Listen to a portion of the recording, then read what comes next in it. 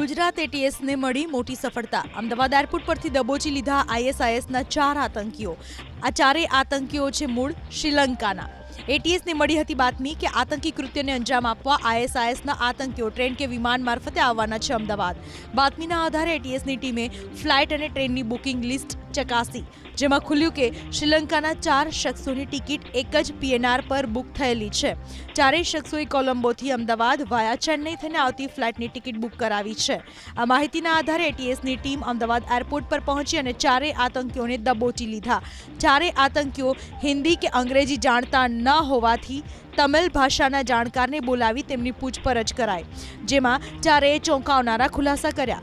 ચારેય આતંકીઓ આઈએસઆઈએસના સક્રિય સભ્યો છે અને અબુ બકર અલ બગદાદીના અનુયાયીઓ છે। એટલું જ નહીં, તેઓનો હેન્ડલર પાકિસ્તાનનો અબુ છે। અબુના કહેવાથી તેઓ આતંકી હુમલો કરવા માટે આવ્યા હતા।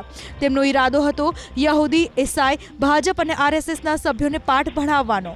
મોબાઈલની તપાસ કરાતા કેટલાક ફોટોગ્રાફ અને લોકેશન મળ્યા, જેનું એક લોકેશન અમદાવાદના નાના ચિલોડાનું હતું। એટીએસની ટીમે નાના ચિલોડા જઈ તપાસ કરતા 3 પિસ્તોલ અને 20 કારતૂસ મળી આવ્યા। આતંકીઓ તેના હેન્ડલર અબુ સાથે પ્રોટોન મેલથી સંપર્કમાં હતા।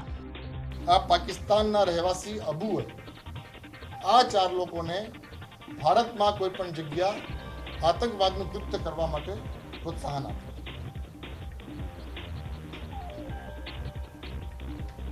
જે માટે એ લોકો એગ્રી પણ થયા અને એટલા હદે એ લોકો રેડિકલાઇઝ થઈ ગયા હતા કે એમાંથી અમુક લોકો તો સુસાઇડ બોમ્બિંગ કરવા માટે પણ તૈયારી દર્શાવી હતી।